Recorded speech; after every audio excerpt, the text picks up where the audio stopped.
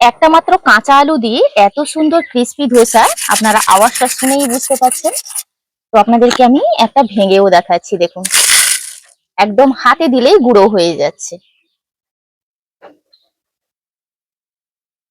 নমস্কার বন্ধুরা, আমার চ্যানেলে আপনাদের সবাইকে স্বাগত। এই বৃষ্টি বৃষ্টি ওয়েদারে দারুণ একটা রেসিপি আপনাদের সঙ্গে শেয়ার করব। 1 কাপ সুজি আর একটা কাঁচা আলু দিয়ে আপনারা কিন্তু ক্রিস্পি ধোসা বানিয়ে নিতে পারবেন। তার সঙ্গে থাকছে একটা সুন্দর চাটনি। চলুন কিভাবে বানাচ্ছি দেখে নেওয়া যাক। এখানে দেখুন একটা আমি মিডিয়াম সাইজের আলু নিয়েছি।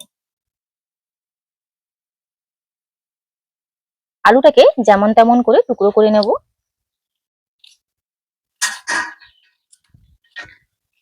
এইভাবে ছোট টুকরো টুকরো করে নিচ্ছি। একটা কাপের মাপ করে নিয়েছি সুজি। সুজিটা আপনারা দেখতে পাচ্ছেন আমি কিন্তু 1 টেবিল স্পুন মতন সুজি কম নিয়েছি, পুরো কাপের ভর্তি নিইনি। এই সুজিটা একটা পাত্রে নিয়ে নিচ্ছি। আর এখানে আমি 1 টেবিল স্পুন নিয়ে নিচ্ছি বেসন, দিয়ে দিচ্ছি লবণ। সুজিটাকে 5 মিনিট ভিজিয়ে রাখবো।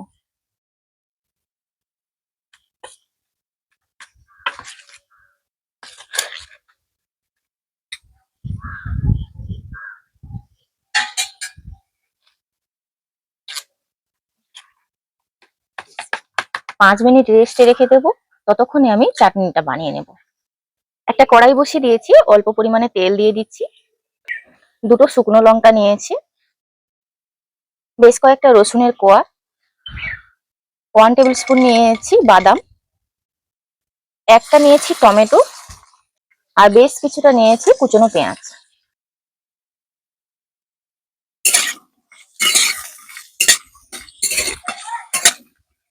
দিয়ে দিচ্ছি লবণ।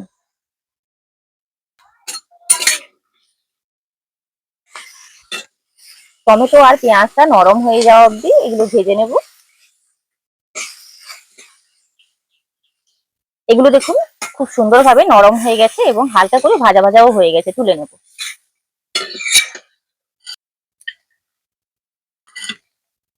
প্লেটে আমি মেলে দিয়েছি, এটাকে আমি ঠান্ডা করে বেটে নেব। সুজিটা রেস্টে রেখেছিলাম, ফুলে গেছে দেখুন, 5 মিনিটের মধ্যে একদম শক্ত হয়ে গেছে। এতে জল লাগবে আরো।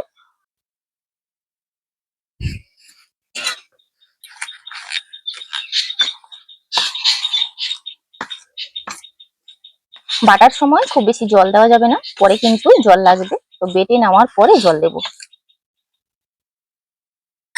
একটা মিক্সি জার নিয়েছি, মিক্সি জারের মধ্যে এই যে আলুটা টুকরো করে রেখেছিলাম আলুটা নিয়ে নিলাম। এখানে নিয়েছি 1 ইঞ্চি মতন আদা, 3টে কাঁচা লঙ্কা নিয়েছি, আর ভিজিয়ে রাখা সুজিটা এর মধ্যে নিয়ে নেব।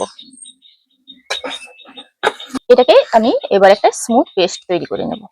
দেখুন আমি সুজিটা আর আলুটা দিয়ে একটা স্মুথ ব্যাটার তৈরি করে নিয়েছি। এই বাটির মধ্যে ঢেলে নিচ্ছি। আর চাটনিটাও আমি চাটনি জারে দিয়ে পেস্ট করে নিয়েছি। একটা তড়কা প্যান আমি গরম করে নিয়েছি।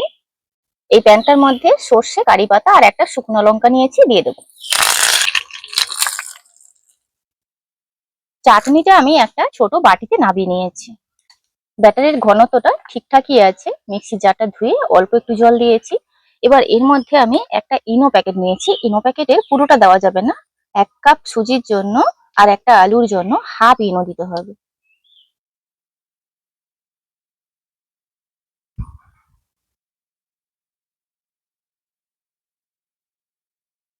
ইনোটাকে আমি খুব ভালোভাবে মিশিয়ে নিচ্ছি। সামান্য একটু জল দিয়ে দিলাম।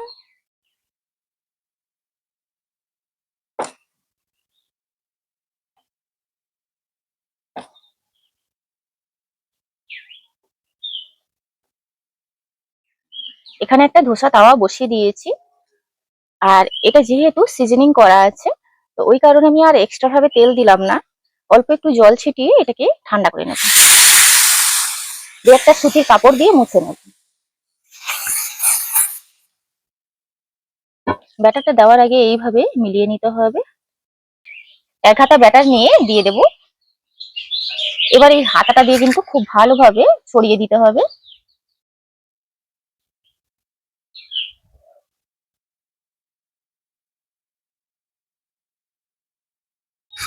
উপর থেকে খুব সামান্য একটু তেল ছড়িয়ে দিচ্ছি।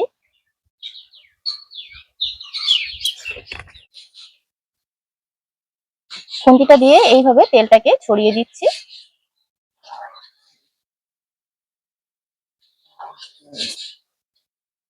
তেল বা বাটার যে যেটা পারেন দিতে পারেন, এতে করে কালারটা খুব সুন্দর আসে।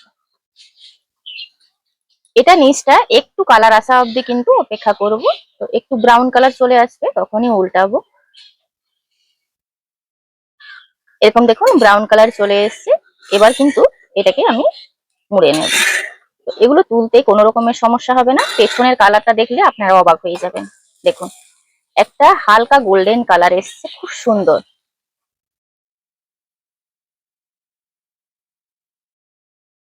এবার এটাকে আমি মুড়ে নেব।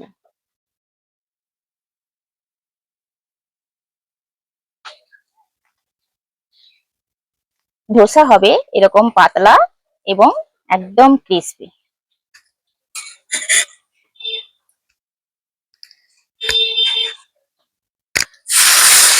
আবারও কিন্তু কাপড় দিয়ে মুছে নেব। আবার এক হাতা ব্যাটা নিয়ে দিয়ে ছড়িয়ে দেব।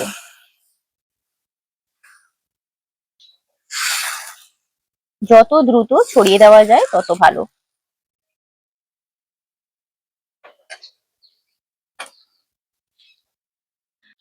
আবারও অল্প করে আমি তেল ছড়িয়ে দিচ্ছি। আবারও খুন্তিটা দিয়ে চারদিকে সমানভাবে ছড়িয়ে দেব।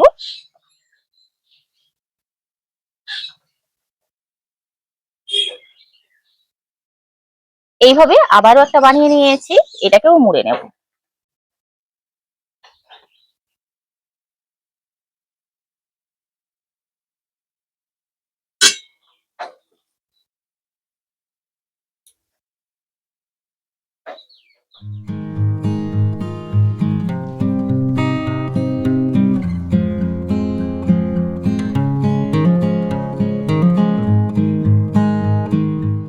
একটা মাত্র কাঁচা আলু দিয়ে এত সুন্দর ক্রিস্পি ধোসা আপনারা আওয়াজটা শুনেই বুঝতে পারছেন। তো আপনাদেরকে আমি একটা ভেঙেও দেখাচ্ছি, দেখুন একদম হাতে দিলেই গুঁড়ো হয়ে যাচ্ছে। ট্র্যাডিশনালি যেভাবে সাউথ ইন্ডিয়ান ধোসা হয় সেটা কিন্তু অনেক সময় সাপেক্ষ ব্যাপার। তবে আপনারা চাইলে ইনস্ট্যান্ট ভাবে সুজি আর কাঁচা আলু দিয়ে এইভাবে বানিয়ে দেখতে পারেন, খেতে কিন্তু অসম্ভব সুন্দর। আর সঙ্গে এরকম একটা চাটনি থাকলে আর কোনো কথাই নেই। আজকের ভিডিওটি এখানেই শেষ করছি, দেখা হচ্ছে পরবর্তী একটা নতুন পর্বে। ভিডিওটি ভালো লাগলে লাইক শেয়ার কমেন্ট করবেন। আপনারা সবাই ভালো থাকবেন, সুস্থ থাকবেন, সাবধানে থাকবেন।